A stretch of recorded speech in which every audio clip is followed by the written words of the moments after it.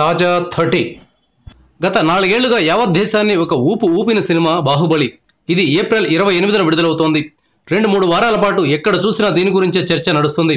ఆ తర్వాత మళ్ళీ అలాంటి సినిమా ఏది అనే ప్రశ్నకు అప్పుడే సమాధానం సిద్ధమవుతోంది. మలయాళం సూపర్ స్టార్ మోహన్ లాల్ భీముడిగా 1000 కోట్లతో మహాభారతం తెరకెక్కించేందుకు సన్నాహాలు చేస్తున్నారు. ఇప్పటిదాకా ఏ సినిమాకు లేనంతగా ఈ సినిమాకు పెట్టుబడి పెడుతుండడంతో దేశవ్యాప్తంగా దీని గురించి చర్చ నడుస్తోంది.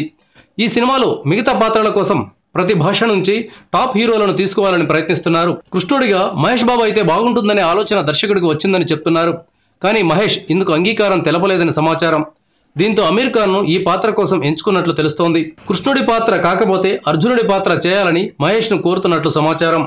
ఇదిలా ఉంటే ప్రభాస్ కూడా ఈ సినిమా మీద ఆసక్తి చూపుతున్నట్లు వార్తలు వస్తున్నాయి. మహాభారతం అంటే అంతర్జాతీయ స్థాయి కథ. పెట్టుబడి అసాధారణ స్థాయిలో ఉండడంతో ప్రభాస్ను భారతం ఆకర్షిస్తోందని తెలుస్తోంది.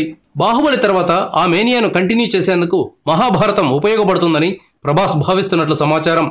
ఘటోత్కచుడిగా కానీ లేదా అభిమన్యుడిగా కానీ ప్రభాస్ భారతంలో కనిపిస్తారని అంచనా వేస్తున్నారు. Thank you viewers. ఈ వీడియో మీకు నచ్చితే లైక్ బటన్ టచ్ చేయండి. తాజా 30 ఛానల్కు సబ్స్క్రైబ్ చేయండి. మీ మిత్రులకు షేర్ చేయండి.